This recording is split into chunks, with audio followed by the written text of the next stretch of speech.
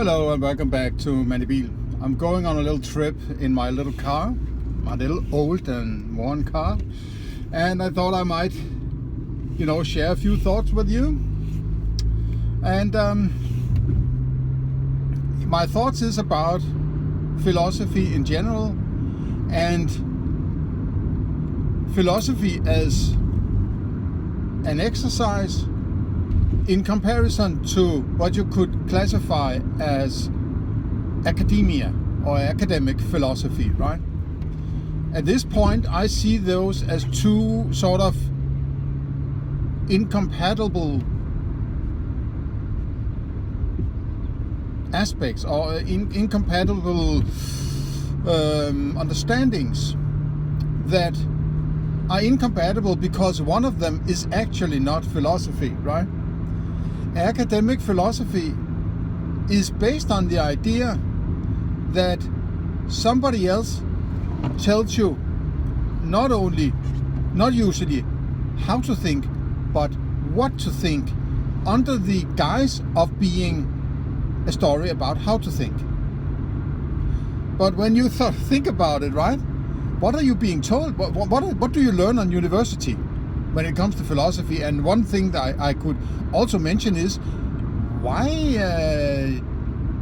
is there no philosophy in the earlier grades of school, right?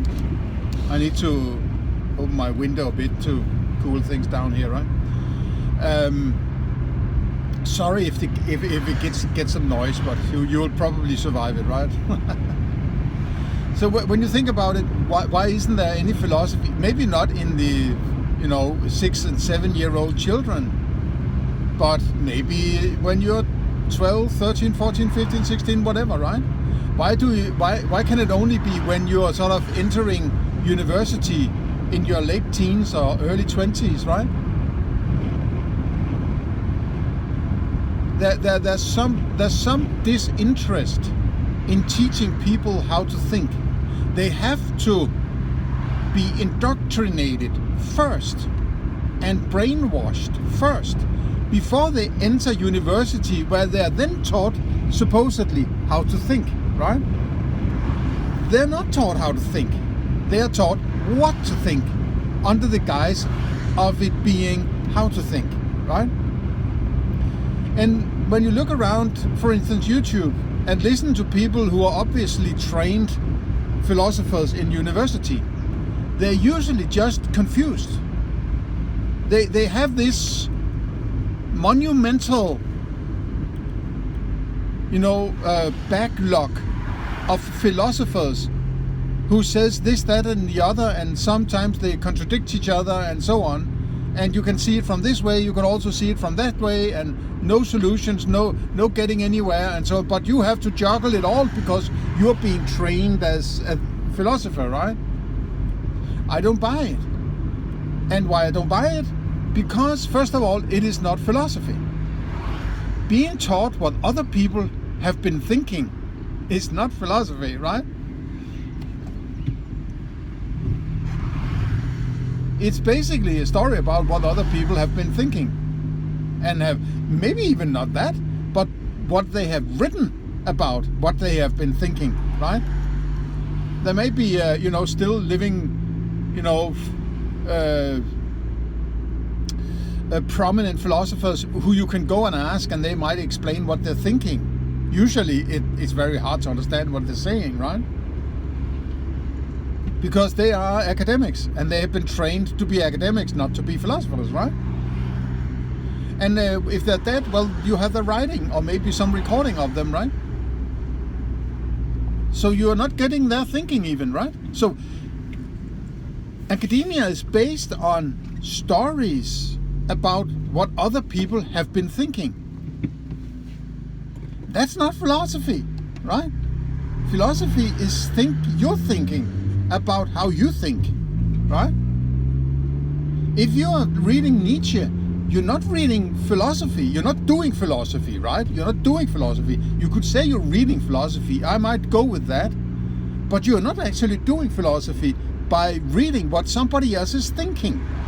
And furthermore, it might actually be some kind of gigantic red herring that takes you away from, that becomes a detour from what you should actually do when you're doing philosophy. Of course, I understand that because very few actually have a grounded understanding of what it actually means to philosophize, and they have been trained to understand, but it's only the academics. Only academic. If you try to be some kind of philosophical and present your philosophy, you will probably be attacked by, well, do you have a degree in philosophy? No. Well, then you're not. So why do you think you can philosophize, right? It's not like I have a chip on my shoulder, or I have a beef with academia. So I don't care about academia, only to the extent that they are being the gatekeepers of actually good philosophy, actual philosophy. That's what I have a problem with. That's the beef I have with academia. And furthermore, a lot of them are siphoning off, resources from people who are being stolen from by governments, calling it taxes, right? It's not stealing if I call it taxes. So if I go to your house and say I need some taxes, then you have to give me money, right? So if you say no, well, why can these people call it taxes and steal your money, right?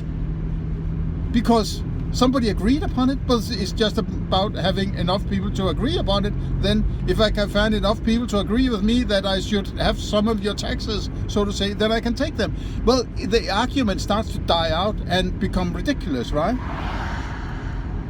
Taxation is distortion. Extortion, I meant, right? It's a kind of theft by extortion. Give me your money or you will be shot, right? Basically what it is. Give me your fucking money or you'll be shot. And then these academics and academic philosophers, a lot of them sit there and are dependent on this money flow away from people who are forced to participate in it with their livelihood depending on it, right? And they are sitting there and they can never come up with any morality that might point in the direction that there might be some problem with this idea of taxation, right? Of course they can't, because then they lose their fucking job, right? And there's another beef I would say I also have with academia, right? They are willfully ignorant of these kinds of problems, right? And that's why it keeps going. They have become the gatekeepers that keep the ordinary tax-paying population away from figuring out that taxation might actually be immoral. I'm not saying that I can prove that it is. I'm not saying I can't either, right? I'm not debating the actual content of, but it might actually turn out that way, right? If I can ask you for taxes, why can somebody else do it? I don't understand the distinction. It's just there are certain ceremonies you're doing. You're putting a cross on a piece of paper every 4 years to those who rule you, and then you call it democracy, and all of a sudden taxation, right? And not only taxation, but people believe it's actually necessary, or the whole world will crumble if you don't pay your fucking taxes, right? So it's sort of an upside down world. Black is white and white is black, and theft is necessary and not immoral, and whatever, right? So it's like, sorry if I'm not in the picture, but right, okay, I wasn't aware. But it's just so if these academic philosophers, they are so important, right, and so necessary, why haven't they gone anywhere? Why haven't they done something that has sort of moved some mountains and so on during the last 100 years of welfare state funded philosophers? There are tens of thousands of them, right? None of them You can always bring, somebody wrote a little book over there, or made an essay there, or an article there, or a paper there, and whatever. Fuck off, man, right? If you can't even attempt to deal with the idea of whether or not taxation is theft, I don't care about your fucking philosophy, right? I mean, I might care about it if it's sort of at the other end, like ontology, metaphysics, whatever you want to call it. And I might be listening, but then people are staying there and they're never getting to morality or anything like that, right? It's sort of a cherry-picked topic of, I'm doing this kind of philosophy over here, and I'll spend the rest of my academic days on this question. It's so important, right? And they'll make sure they'll never get anywhere, because then they lose their fucking money flow, right? The self-interest in human beings is above everything else, no matter what they say, no matter how virtuous they claim they are, right? Those who claim a high level of virtue, I am so good, I'm pure wokeness and so on, they're usually assholes, because they need to extend this virtue in order to make people believe them and give them their resources, right? So I have no patience with academia at all. It's a load of fucking bullshit, right?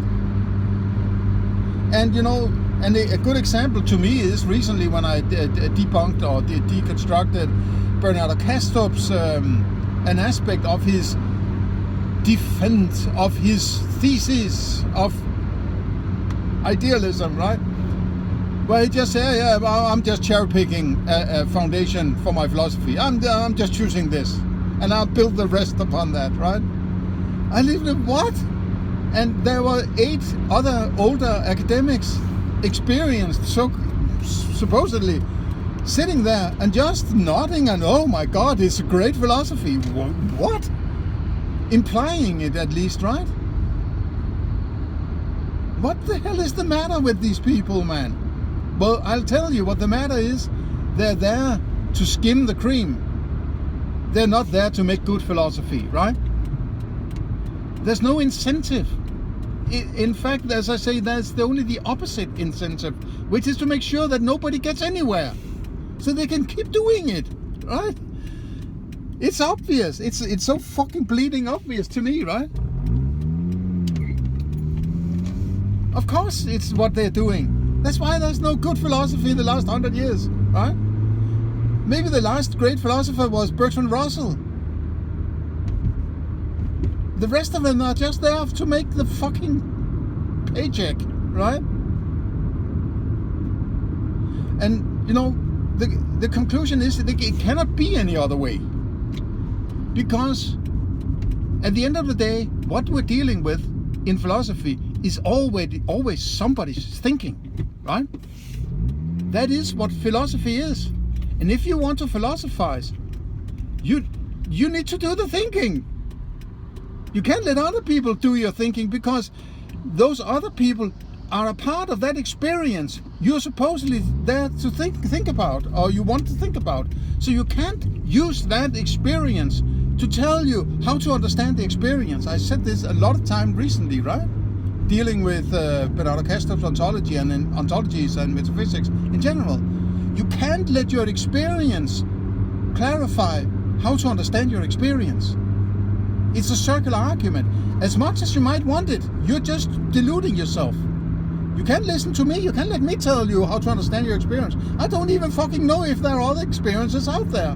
No, I'm not necessarily a solipsist, but the starting point is solipsist. And that means you have to do the thinking, right? You have to do the fucking thinking. Okay, that's enough for today. See you in the next one.